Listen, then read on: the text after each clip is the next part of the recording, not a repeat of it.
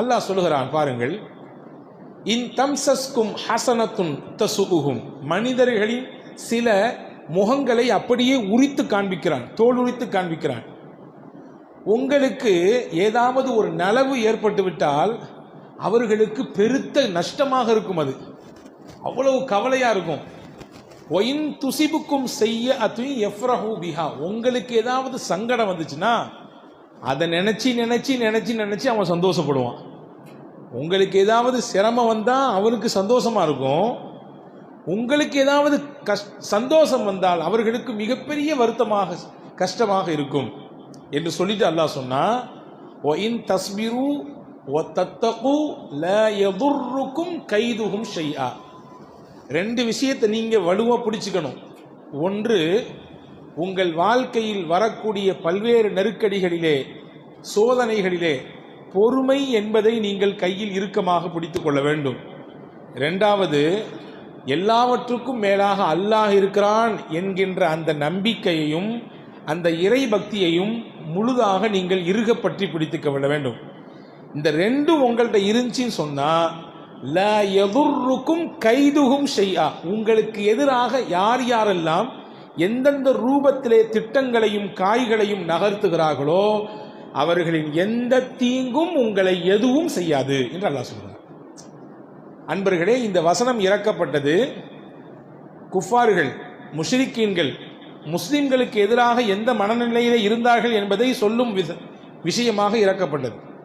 ஆனால் இன்னைக்கும் நிறைய நபர்களை பார்க்க முடிகிறது, நமக்கு ஏதாவது ஒரு மகிழ்ச்சி என்றால் அவர்களுக்கு பொறுத்து கொள்ளவே முடியவில்லை. நமக்கு ஏதாவது கஷ்டம்னா அவன் அப்படி சந்தோஷப்படுறான், வானத்துக்கும் பூமிக்கும் குதிக்கிறான் இல்லையா? பொதுவாகவே மனிதர்களில் சிலருடைய எண்ணப்பாடு இப்படித்தான் இருக்கும், இதுதான் இயல்பு, கடந்து போய்கொண்டே இருங்கள், இப்படியும் சில மனிதர்கள் உலகத்தில் வாழுகிறார்கள் என்ற எண்ணத்திலே நீங்கள் போய்கொண்டே இருங்கள் என்று அல்லாஹ் ஆறுதல் படுத்துகிறான். நல்லெண்ணம் என்பது ரொம்ப முக்கியமானது. எல்லாத்தின் மீது நல்லெண்ணம் வைக்கணும், எல்லாரின் மீதும் உயர்வான எண்ணம் வைக்க வேண்டும். ஏனென்றால் இந்த சத்திய இஸ்லாமிய இதனுடைய பெயர் என்ன? அத்தீனு அந்நசீஹா, மார்க்கம் என்பது பிறர் நலம் நாடுதல், அடுத்தவருக்கு எப்படி நலனை கொடுக்கலாம் என்று சிந்தித்தல். நீங்க கேட்கலாம், இப்படிலாம் உலகத்தில் சிந்திக்கிறதுக்கு இன்னைக்கு ஆள் இருக்கவா செய்யறாங்க, எப்படி குளிய தோண்டலாம் என்றல்லவா பார்த்து கொண்டிருக்கிறார்கள், எப்படி இவரை கீழே தள்ளிவிடலாம் என்றல்லவா பார்த்து கொண்டிருக்கிறார்கள். யாரும் எப்படியும் என்ன விதத்திலும் சிந்தித்து விட்டு போகட்டும், நாம் நல்லதையே சிந்திப்போம், நாம் நல்லதையே நினைப்போம்.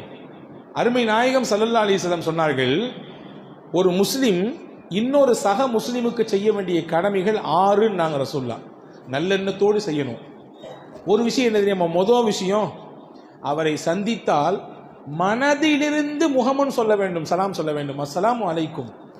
சலாம் என்பது வாய் வார்த்தைகளாக இன்றைக்கு சம்பிரதாயமாக சுருங்கி போனது. ஆனால் சலாமை போன்று ஒரு சிறந்த துவா எதுவுமே கிடையாது. அஸ்ஸலாமு அலைக்கும் என்றால் அல்லாஹ் உங்களுக்கு எல்லா சாந்தி சமாதானத்தையும் நலவையும் தரட்டும் என்பதுதானே இதனுடைய பொருள்.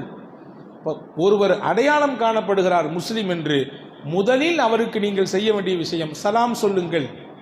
சலாமே உள்ளத்தில் இருக்கக்கூடிய அழுக்கையும் கசடுகளையும் நீக்கிவிடும், அன்பையும் பரிவையும் பாசத்தையும் உள்ளத்திலே அப்படியே மலரச் செய்துவிடும். நீங்கள் சொல்லி பாருங்கள், நீங்கள் உங்களை யார் வெறுக்கிறார்கள் என்று நினைக்கிறீர்களோ அவர்களுக்கு முன்னாடியே சொல்லி பாருங்கள். இன்றில்லாவிட்டாலும் தொடர்ச்சியாக நீங்கள் சொல்லக்கூடிய ஒவ்வொரு சலாமும் அவருடைய உள்ளத்தின் கதவை போய் வேக வேகமாக தட்டி ஒரு கட்டத்தில் உங்களின் மீது வெறுப்பை அது களைந்து அன்புக்கு வழிவகை செய்துவிடும். எனவே ஒரு முஸ்லிம் செய்ய வேண்டிய முதல் விஷயம் சலாம். இரண்டாவது சொன்னாங்க, இதா தஆக ஃபஅஜிபுஹு, அவர் உங்களை கூப்பிடுகிறார், ஒரு விருந்தோம்பலுக்கு அழைக்கிறாரு, நான்லாம் எங்கேயும் போறது இல்லைங்க, எந்த வீட்டுக்கு ஏறது இல்லைங்க என்று சொல்லி பெருந்தன்மையோடு கடந்து போகக்கூடாது. அவருக்கு பதில் சொல்ல வேண்டும். அவர் கூப்பிட்டால் அவர் வீட்டுக்கு போக வேண்டும். அவர் விருந்தோம்பல் செய்தால் அந்த விருந்தோம்பலை ஏற்றுக்கொள்ள வேண்டும். இது அந்த முஸ்லிமுக்கு நீங்கள் செய்யக்கூடிய கடமை. நாங்கள் ரசூலுல்லாஹி ஸல்லல்லாஹு அலைஹி வஸல்லம் மூணாவதா சொன்னாங்க, இதஸ்தன்ஸஹக ஃபஅன்ஸிஹு, ஏதாவது உங்கள்கிட்ட அவர் நலவை எதிர்பார்க்கிறாரு, உங்களை நம்பி சில விஷயத்தை சொல்றாரு, உங்கள்கிட்ட சொன்னா சரியா இருக்கும்னு நினைச்சு சொல்றாருன்னா நீங்களும் அவருக்கு நலவை நாடும் விதத்திலேயே நடந்து கொள்ள வேண்டும். சொல்லும் பொழுது காதால கேட்டு வேற வேலையே கிடையாது, பய உள்ளகி என்கிட்டயே வந்துதான் எப்பவும் நிற்கும், எப்போ பார்த்தாலும் என்கிட்டயே தான் வந்து சொல்லும், வேற வேலை இல்லை, மனுஷனுக்கு குடும்பம் இல்லை, குட்டி இல்லை என்று. அங்கே போனதுக்கு பிறகு கரைத்து கொட்டக்கூடாது.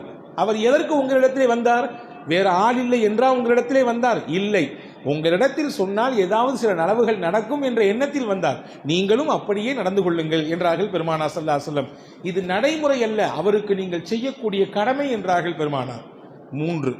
4வது சொன்னாங்க, வைதா அதஷ ஃபஹமிதல்லாஹ ஃபஷம்மித்ஹு. அவர் தும்மினார், அல்ஹம்துலில்லாஹ் என்று சொன்னார், நீங்கள் அவருக்கு பதிலாக யர்ஹமுக்கல்லா என்று சொல்லுங்கள். எவ்வளவு தூரம் கடமை என்று பாருங்கள். 5வது, இது 4வது விஷயம். 5வதாக பெருமானார் சொன்னார்கள், இதா மரீத ஃபஉதுஹு. அவர் ஏதாவது நோயாளி ஆயிட்டாரு, ஏதாவது ஒரு சிரமத்தில் நோய்வாய்ப்பட்டு வீட்டில் இருக்கிறார், அவரை போய் நலம் விசாரியுங்கள். இதுவும் அவருக்கு நீங்கள் செய்ய வேண்டிய கடமைதான். 6வதாக ரசூலுல்லாஹ் முத்தாய்ப்பாக சொன்னார்கள், இதா மாத ஃபஅத்பிஉஹு. அவர் இறந்து போய்விட்டால், இந்த உலக வாழ்க்கையை முடித்து மறு உலக வாழ்க்கையை துவங்க போகிறார். மரணம் அதானே, மரணத்தினுடைய துவக்கம் என்பதே மறு வாழ்க்கையினுடைய ஒரு முதல் புள்ளி. அதை துவங்கிட்டார்னா அவருடைய ஜனாசால போய் பங்கெடுத்துங்க. இந்த 6மே ஒரு முஸ்லீம் இன்னொரு முஸ்லீமுக்கு நல்லெண்ணத்தோடு செய்யக்கூடிய கடமை என்றார்கள் பெருமானார் ஸல்லல்லாஹு அலைஹி வஸல்லம். இந்த 6லே நம்மிலே எத்தனை நபர்கள், இந்த நம்பர்களில் எத்தனை நம்முடைய வாழ்க்கையிலே எடுத்திருக்கிறோம் என்பதை ஒரு கணம் யோசிக்க வேண்டும். யாரும் நம்மை எப்படியும் நினைத்து விட்டு போகட்டும், நமக்கு எதிராகவே திட்டங்கள் திட்டட்டும், நமக்கு எதிராகவே கற்பனை கோட்டையில் அவர்கள் மிதந்து போகட்டும், நாம் நல்லதாகவே நினைப்போம். சொல்லுவாங்கல்ல, இன்னைக்கு நிறைய மக்களுடைய நிலைப்பாடு அப்படிதான் மாறி போச்சு. எனக்கு ஒரு கண்ணு போனாலும் பரவாயில்ல, என் எதிரிக்கு 2 கண்ணு போயிடணும் அப்படின்னு நினைக்கிறது தான் இன்றைய நினைப்பாக இருக்குது. கடவுள் வந்து வரம் கேட்டாராம் ஒருவரிடத்திலே, ராத்திரி உனக்கு என்ன வேணும் கேளு, என்ன கேட்டாலும் நாளைக்கு கொடுப்பேன், ஆனால் ஒரு தடவை யோசிச்சுக்கோ, உனக்கு என்ன கொடுத்தாலும் உன் நண்பனுக்கு அதை 2ஆ கொடுப்பேன்னு சொன்னாராம். இவருக்கானா பேஜாரா போச்சு, என்னது 1 கொடுத்தா அவனுக்கு 2ஆ, நம்ம ஒரு கார்னா அவருக்கு 2 காரா, நமக்கு ஒரு வீடுனா அவருக்கு 2 ஃபிளாட்டா, என்ன இது அநியாயமா இருக்குது, யோசிச்சு சொல்றேன் நாளைக்கு வாங்கன்ட்டான். மறுநாள் வந்தார், யோசிச்சியா? யோசிச்சேன், என்ன வேணும்? ஒரு கண்ணை தூக்கிருந்தான். ஏன்? எனக்கு 1 போனால் அவனுக்கு 2 போகும்ல, போயிட்டு போகுது. 1 எனக்கு போனாலும் என் பக்கத்து வீட்டுக்காரனுக்கு, என் நண்பனுக்கு 2ம் போயிடணும், அதில் எனக்கு ஒரு சந்தோஷம் இல்லையா? இதுதான் இன்றைய நினைப்பாக இருக்கிறது. நிறைய நபர்களுக்கு நமக்கு ஏதாவது ஒரு சிரமம் என்றால் அதை பெரிதாக நினைக்கிறோம், ஆனால் பக்கத்தில் உள்ளவருக்கு ஒரு சிரமம், அதுதான் ஒரு விஷயமா, இதை ஒரு பொழப்பா வந்து சொல்லிட்டு இருக்கிய. அப்போ நம்மால் கேட்பான், உனக்கு வந்தால் மட்டும் ரத்தம், எங்களுக்கு வந்தால் தக்காளி சட்னியா அப்படின்னு கேட்குறானா இல்லையா? எனவே அன்பு சகோதரர்களே, எல்லோருக்கும் எல்லா விதமான நலவையும் நினைக்க வேண்டும். இதை தான் இன்றைய வசனம் மிக அழகாக சொல்லித் தருகிறது. அடுத்தவருடைய கஷ்டத்தை பார்த்து நீங்கள் மகிழ்ச்சி படாதீர்கள், அடுத்தவரின் கஷ்டத்தை பார்த்து நீங்கள் ஆனந்தப்படாதீர்கள். நீங்கள் கஷ்டப்படும் பொழுது பிறருடைய உதவி உங்களுக்கு கிடைக்க வேண்டும் என்று விரும்பினால், ஒருவர் கஷ்டப்படுகிறார் என்று தெரியும் பொழுது உங்களால் என்ன அனுசரணையாக நடந்து கொள்ள முடியுமோ அப்படி நடந்து கொள்ளுங்கள் என்று மார்க்கம் நமக்கு வலியுறுத்துகிறது. ஏன் இப்படியான சிந்தனை வருகிறது? ஒருத்தருடைய கஷ்டத்தை பார்த்து, வளர்ச்சியை பார்த்து ஏன் நமக்கு பொறுக்கிறது இல்லை அப்படின்னா, ஒரு ஒரு ஒரு ஒரு குணம் அது நம்மிடத்திலேயே சிலருக்கு இருக்கிறது. அந்த குணம்தான் அந்த வளர்ச்சியையும் அந்த முன்னேற்றத்தையும் பார்க்கும் பொழுது ஒரு விதமான கொதிநிலையை ஏற்படுத்துகிறது. என்ன குணம்? அதுதான் பொறாமை என்ற குணம். ஆக மோசமான குணம். சைத்தானுக்கு அதுதான் பிறந்தது. அது பிறந்ததினால்தான் அவன் சொர்க்கத்திலிருந்து எடுத்து எறியப்பட்டான், வீசி எறியப்பட்டான். லஈனாக, சபிக்கப்பட்டவனாக ஷைத்தான் ஏன் மாறினான்? அவன் உள்ளத்திலே பொறாமை என்ற குணம் தீயாக எரிந்தது. எப்படி எரிந்தது? அது என்ன? நான் நெருப்பு, நெருப்பு எப்பொழுதுமே மேல் நோக்கி போய்கொண்டே இருக்கும். ஆதம் மண்ணு, எப்போதுமே கீழே போய்கிட்டே இருப்பாரு. நான் உயர்ந்தவன், ஆதம் தாழ்ந்தவர், அவருக்கு போய் நான் சிரம் பண்ணியணுமா? இது என்ன இது என்று எண்ணப்பட்டான். அப்படி எண்ண துவங்கினான். இறைவன் சொன்னான், நெருப்பு மண் என்று பார்ப்பதற்கெல்லாம் நேரம் அல்ல இது. சொன்னவன் நான், உங்கள் இருவரையும் படைத்தவன். கேட்க வேண்டியது உன் கடமை, உன் பொறுப்பு. இங்க என்ன லாஜிக் பேசிட்டு இருக்கிற? லாஜிக்லாம் அங்க வேலையே கிடையாது என்று அல்லாஹ் சொன்னான். ஆனால் அப்பொழுதும் அவனுடைய கர்வமும் அந்த பொறாமையும் அவனை தடுத்தது. கடைசியிலே அவன் நெருப்பினால் படைக்கப்பட்டாலுமே கூட உலக அழிவு நாள் வரை அவன் மிகப்பெரிய சாபத்திற்கு உள்ளானவனாக போகிவிட்டான் என்பதை நமக்கு திருக்குரான் எடுத்து எம்புகிறது. எப்படி விறகு கட்டையை தூக்கி நாம் நெருப்பிலே காட்டுகிறோம், நெருப்பு என்ன செய்யும், அந்த விறகு கட்டையை கொஞ்சம் கொஞ்சமாக பொசுக்கி கரிச்சி ஒன்றுமில்லாத சாம்பலாக ஆக்கிரும். ஒன்றுமில்லாத சாம்பல் ஏன் சொல்ற தெரியுமா, அந்த விறகு கட்டையாக இருந்தது எரிந்து சாம்பலானதற்கு பிறகு கொண்டு கையில் வைத்து காத்தாடிக்கு கீழே நில்லுங்கள், ஒன்றுமில்லாமல் பறைந்து போய்விடும், பஞ்சாய் போய்விடும்.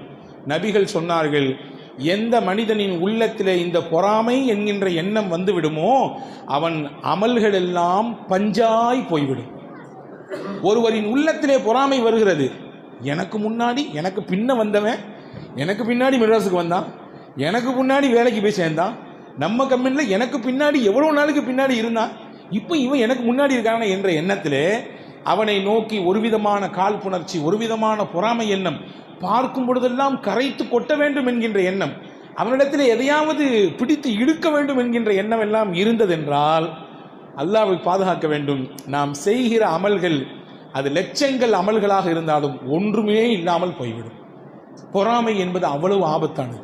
எனவேதான் பெருமானா ஸல்லல்லாஹு அலைஹி வஸல்லம் அதை விட்டு தவிர்த்து கொள்வதற்கு மிகப்பெரிய ஒத்துழைப்பை செய்தார்கள். அன்பான சகோதரர்களே, ஷைத்தானுக்கும் பொறாமை உண்டு தெரியுமா? நம்மை நல்லமல் செய்ய விடாமல் தடுப்பதுதான் அவனுடைய பொறாமையின் வேலை. இமாம் அபூ ஹனீஃபான்னு ஒரு இமாம் இருந்தாங்க, நமக்கெல்லாம் தெரியும். அவங்கள்ட்ட ஒருத்தர் வந்தார் ராத்திரி போல. வந்தவர் சாயங்காலம் மகரிபினுடைய சமயம். வந்தவர் சொன்னாரே, ஏங்க இந்த மாதிரி என் பிள்ளைக்கு நகை சேர்த்து வச்சுருந்தேன், காசு கல்யாணத்துக்கு சேர்த்து வச்சுருந்தேன், அந்த காசு பணத்தை எங்கே வச்சேன்னு தெரியல, அதை எப்படின்னா நீங்கள் தான் கண்டுபிடிச்சி தரணும்னாரு. இமாம் சொன்னாங்க, எப்பா அது மார்க்க சட்டை ஏதாவது முன்ன பின்ன குழப்பம்னு கேட்டால் நான் சொல்லுவேன் பதில், காசை தொலைச்சிட்டு வந்து என்கிட்ட வந்து கேட்டால் நான் எப்படியா பதில் சொல்கிறது, நீ எங்கே வச்சேன்னு எப்படி தெரியும், இல்லை எனக்கு எப்படியா நீங்கள் தான் திரும்பி சொல்லி ஆகணும்னு நீங்கள் சொல்லுங்கன்னு. உடனே ஹஸரத் இமாம் அபூ ஹனீஃபா ரஹ்மத்துல்லாஹி சொன்னாங்க, சரி இன்னைக்கு ராத்திரி தூங்குறதுக்கு முன்னாடி சாப்பிடு. சரி, அது இல்லாமல் இல்லையே, சரி அடுத்து என்ன செய்யணும், ஒழு செய். சரி அடுத்து என்ன செய்யணும், பேசாமல் தொழுக ஆரம்பிச்சிருந்தாங்க. எத்தனை ரக்காயத்து இமாம் தொழணும்னாங்க. ரக்காத்துலாம் கணக்கு கிடையாது, ஃபஜ்ருடைய தொழுதுட்டே அப்படின்னாங்க. ஃபஜ்ர் உதயமாகும் வரை தொழுதுட்டே இருந்தாங்க. இவர் சரி கேட்டு வந்துட்டார், ஏன்னா பிரச்சனை இல்லை, அவருக்கு காசு கிடைச்சாகணும். பொதுவாகவே ஏதாவது ஒரு சங்கடம்னா நம்முடைய இபாதத்தினுடைய ஸ்டைலே மாறும், பார்த்துறீங்களா? ஏதாவது நமக்கு தேவைன்னா நம்முடைய துவாவினுடைய அமைப்பே மாறி போயிடும். ஒன்றும் இல்லை, அது உதாரணம் பார்க்கணும்னு வச்சுங்களேன். இப்போ எக்ஸாம் நடந்துட்டு இருக்குது, இப்போ பப்ளிக் எக்ஸாம் நடந்துட்டு இருக்குது. நம்ம பிள்ளைகள் பப்ளிக் எக்ஸாமுக்கு போகிறதுக்கு முன்னாடி அவன் தொழுகிற ஸ்டைலை பாருங்கள், அவன் கையேந்திர ஸ்டைலை பாருங்கள், அப்படியே உருகிடுவான். அம்மா அப்பாவை பார்த்து ஆச்சரியப்படுவாங்க, அப்போ என் பிள்ளை எந்த அளவுக்கு இறைவன்ட்ட எவ்வளவு உருக்கமாக கேட்குறான். பொதுவாகவே சொல்லுகிறேன், ஒரு தேவை என்றால் நமக்கு ரொம்ப உருகி கேட்போம். அந்த மனிதருக்கு தேவை, காசை தொலைச்சது தெரியணும். போய் தக்பீர் கட்டி தொழ ஆரம்பித்தார். 2 ரக்காய் தொழுதாரு. 4 ரக்காய் தான் தொழுது முடிச்சிருப்பாரு. அவருக்கு ஞாபகம் வந்துருச்சு. நீங்கள்லாம் மண்டையாட்டுறதை பார்த்தா, ஹஜ்ரத் எங்களுக்கும் பல சமயம் தக்பீர் கட்டினா தான் ஞாபகமே வருது, தொலைச்சது ஃபுல்லாக ஞாபகம் வருது, இப்போ இல்லை கடந்த கால ஞாபகம்லாம் வருது என்றெல்லாம் சொல்வதை போன்று தெரிகிறது. உடனே அவருக்கு ஞாபகம் வந்துருச்சு, போய் எடுத்துட்டாரு. அதுக்கு பின்னாடி ரக்காத்துகள் தொழலை, ஏன்னா கிடைச்சிருச்சு இல்லை விஷயம், விட்டுட்டாரு. காலையில் ஃபஜர் தொழுது நேராக போனார், இமாம்கிட்ட போனார், சொன்னார் எனக்கு தொலைந்து போன பொருள் கிடச்சிருச்சு, ரொம்ப சந்தோஷம், அல்ஹம்துலில்லாஹ் போயிட்டு வாப்பான்ட்டாங்க. இவருக்கு ஒரு சந்தேகம், தொலைந்து போன பொருளை தேடுவதற்கு இமாம் ஏன் தொலை சொன்னாங்க, அதில் என்ன லாஜிக் ஒன்றும் புரியலையே. கேட்டாங்க, ஏங்க தொலை சொன்னீங்க காலையில் வரைய? அதான் விஷயமா, அங்கே வா. தொலை சொன்னதுக்கு காரணம் என்னென்னா, நீ ரொம்ப உருக்கமாக தொழுதுருப்ப, ரொம்ப நீ ஈடுபாட்டோடு உன் பொருளை தேடணும் கண்டுபிடிக்கணுன்ற ரொம்ப உருக்கமாக பயபக்தியாக தொழுதுருப்ப. நீ பாட்டு காலில் வரையும் ஃபஜர் வரையும் தொழுதுட்டு இருந்தால் இந்த இடைப்பட்ட நேரத்தில் உன்னுடைய கல்பு ஃபுல்லாக மாறி அல்லாட்ட ரொம்ப நெருங்கிட்டேன்னா ஷைத்தானுக்கு பிடிக்காம போயிடும். அதனால தான் 4 ரக்காயத்தில் வந்து உன்னை தடுத்துட்டான், எங்கே வச்சியோ அதை ஞாபகப்படுத்தி விட்டான். எனவே தான் உன்னை தொலை சொன்னேன், ஷைத்தான் உன்னை தொலைவிட மாட்டான் என்பதற்காக வேண்டிதான் உன் பொருளும் கிடைக்கும் என்று நினைத்து சொன்னேன் என்ற வரலாற்று குறிப்பு இருக்கிறது. ஷைத்தானுக்கும் பொறாமை. எதில் பொறாமை? நம்ம நல்ல அமல் செஞ்சிடக்கூடாது, கொஞ்ச நேரம் கூடுதலாக பள்ளியாசலில் உட்காந்துடக்கூடாது, கூட 4 வார்த்தை கேட்டுறக்கூடாது, கூட 4 ரக்காயத் தொழுதுடக்கூடாது. அப்படியான பொறாமை இருக்குது. பொறாமை இருக்கிறது ரொம்ப ஆபத்தானது. அதுதான் மனிதனுடைய சிந்தனையை கெடுத்து பல்வேறு விதமான இடங்களுக்கு காரணமாகும். ஒரு குட்டி கதை சொல்லி முடிக்கிறேன். ஒரு ஊரில் ஒரு மன்னர் இருந்தாராம். அந்த மன்னருக்கு நெருக்கமான ஒரு மந்திரி இருந்தாராம். மந்திரி நெருங்கினாதான் அதுக்கு மேலே இருக்கிறவங்களுக்கு பிடிக்கவே பிடிக்காத. ராஜா கூட ஏன் இந்த ஆள் இவ்வளோ நெருக்கமாக இருக்கிறான், இந்த நெருக்கத்தை எப்போதையாவது குறைச்சி விடணும், உடைச்சி இவனையும் ராஜாவையும் பிரிக்கணும். ஒரு திட்டம் போட்டார். கூடுதல் சிறப்பு அதிகாரம் பெற்ற மந்திரி இந்த கடைநிலையில் இருக்கக்கூடிய மந்திரியை கூப்பிட்டு, என் வீட்டன்னைக்கு உனக்கு விருந்து வான்னு கூட்டு போனார். கூட்டு போய் நல்லா சாப்பாடு கொடுத்தாரு. அந்த சாப்பாட்டில் அதிகபட்சமாக வெங்காயம், பூண்டு போன்ற வகைராக்கள் சேர்த்திருந்தார். நல்லா சாப்பிட்டார். அவர் சாப்பிட்டு கொண்டே இருக்கும் பொழுது இடையிலே கொஞ்ச நேரம் வெயிட் பண்ணி இந்த போயிட்டு வந்துடுறேன்னு போனார். நேராக எங்கே போனார்? மன்னரை பார்க்க போனார். மன்னரே, நீங்கள் யாரை நம்பி எல்லாத்தையும் பொறுப்பை கொடுத்துட்டீங்களோ அந்த கடைநிலை மந்திரி உங்களை பற்றி ஊரில் இல்லாத பொருளாதெல்லாம் சொல்லிட்டு இருக்காரு. என்னையா சொல்கிறாரு? இல்லை, உங்கள் வாயிலிருந்து ஏதோ ஒரு கெட்ட வாடை அடிக்குதாமா, அதனால் அந்த துர்நாற்றம் தாங்க முடியாமல் நான் மூக்கை பொற்றி கொண்டு தான் அவருக்கு முன்னால் இருக்கிறேன், அவ்வளவு நாத்தம் பிடித்தவர் என்றெல்லாம் உங்களை பற்றி பேசிட்டு இருக்கிறாரு என்று சொல்லிட்டு அந்த ஆள் ஒரு வார்த்தை சொன்னால், வேணா இப்போ வருவார் பாருங்க, உங்கள்கிட்ட தன்னுடைய மூக்கையும் வாயையும் பொத்தி கொண்டே வருவார், உங்களிடத்திலே வந்து பேசுவார், நீங்கள் வேண்டுமானால் பாருங்கள். அது எதற்கு பொத்துகிறார் தெரியுமா? உங்கள் வாயிலிருந்து வரக்கூடிய அந்த நாற்றத்தை தாக்கு பிடிக்க முடியாமல் பொத்துகிறார் என்று திரியை ஏற்றிவிட்டு இங்கே ஓடி வந்து விட்டார். ஏன் அவர் வந்தார் தெரியுமா? அவருக்கு தெரியும் இவர் பூண்டையும் வெங்காயத்தையும் சாப்பிட்டு இருக்கிறார், இந்த வாடையோடு போய் மந்திரி இடத்திலே நின்னால் அவருக்கு அது இடைஞ்சலை கொடுக்கும், எனவே கையை வைத்து நாம் மூடிக்கொள்வோம் என்ற அக்கறையோடு தான் அவர் போவார் என்று இவருக்கு தெரியும். எனவே தான் அங்கே போய் கோர்த்து விட்டார். இவர் முடித்து விட்டு நேராக மன்னரை சந்திக்க போனார். மன்னர் பேசினார். பேசும் பொழுது இந்த கடைநிலை மந்திரி கையை கொண்டு வாயை மூடிக்கொண்டார். அவர் சொன்னது போன்றே இருக்கிறதே, பெரிய மோசக்காரன், நம்ம ஊரு ஃபுல்லாக நம்மளை பற்றி அவமானப்படுத்திதான் போல தெரியுதுன்னு சொல்லி உள்ளார போனார். போய் ஒரு துண்டு சீட்டை எடுத்தார். சீட்டில் எழுதினார், இந்த சீட்டை கொண்டு வருவனுக்கு உடனடியாக மரண தண்டனை கொடுக்க வேண்டும், அவ்வளோதான் உத்தரவு. அந்த சீட்டை மடித்து வந்த அந்த கடைநிலை மந்திரி இடத்திலே கொடுத்தார். இதை போய் இன்னும் அதிகாரிகிட்ட கொடு அப்படின்னு சொல்லி அனுப்புனார். சரி, மன்னர் சொன்னால் அதுக்கு மறுப்பு என்ன இருக்குது? வேக வேகமாக இந்த ஆள் போனார்.